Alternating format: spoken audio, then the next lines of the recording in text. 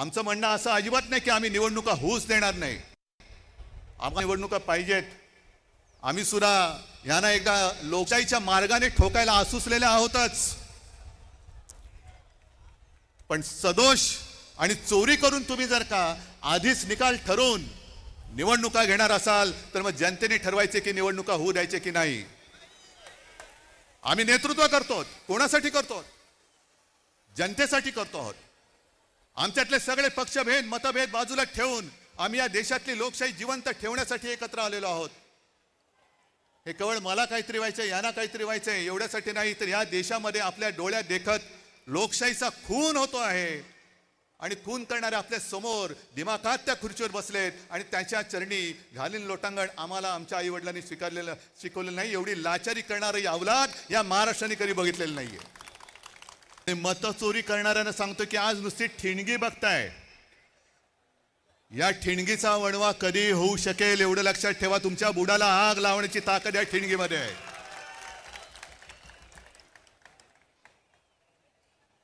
मध्यंतरी एक मी शब्द वापरला तो गाजला.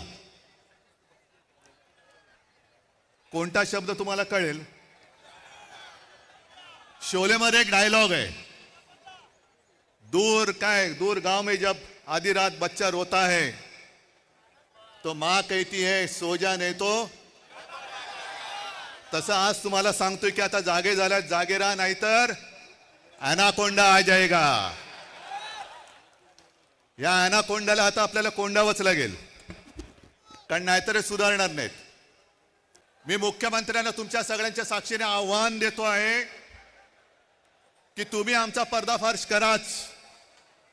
करूनच टाका एकदा. काय ते दूध का दूध पाणी का पाणी.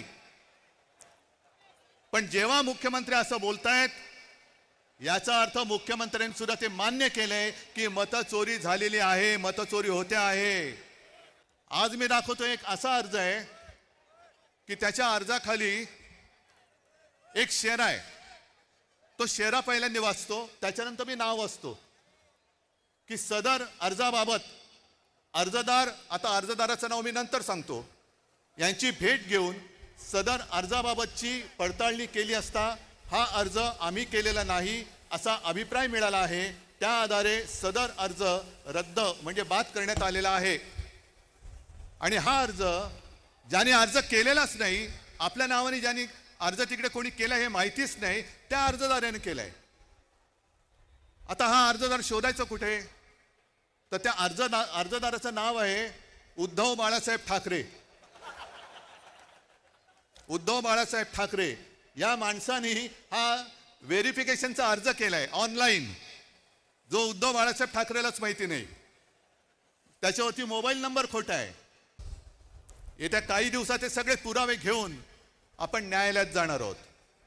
बघू न्यायालयामध्ये तरी आपल्याला न्याय मिळतो की नाही याची सुद्धा परीक्षा होईल. निवडणूक आयोग तर तिकडे लाचार झालेलाच आहे. शिवसेनेची केस तिकडे सर्वोच्च न्यायालयात 3-4 वर्ष सुरूच आहे. पण आता मात्र आम्हाला न्याय पाहिजे. सगळे साक्षी पुरावे दिल्यानंतर आम्हाला आता न्याय मिळाला पाहिजे.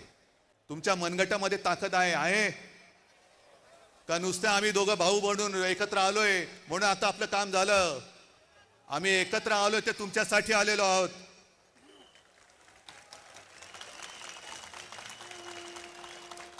आम्ही एकत्र आलो आहोत ते मराठी माणसासाठी आलो आहोत. आम्ही एकत्र आलो ते हिंदूंसाठी आणि महाराष्ट्रासाठी आलेलो आहोत. पण अशा वेळेला आम्ही पुढे जात असताना तुम्ही भक्कमपणाने साथ देणं हे तुमचं कर्तव्य आहे. आणि जर साथ देण्याची तुमच्या धमक असेल तर एकदाच मला दोन्ही हाताच्या मुठी आवडून वरती करून दाखवा. आणि मुद्दामून या तुम्हाला सांगितले, कारण फोटोग्राफरने फोटो घेऊन हा मतचोरांच्या बादशाकडे पाठवून द्या. बघा ही मूठ महाराष्ट्राने आवडलेली आहे. जर मत चोरी करून तुम्ही निवडणुका घेण्याचा प्रयत्न कराल तर ही मूठ तुमच्या टाळक्यात हाणल्याशिवाय राहणार नाही. लोकशाही मराठी ऐका, पहा, जागरूक रहा.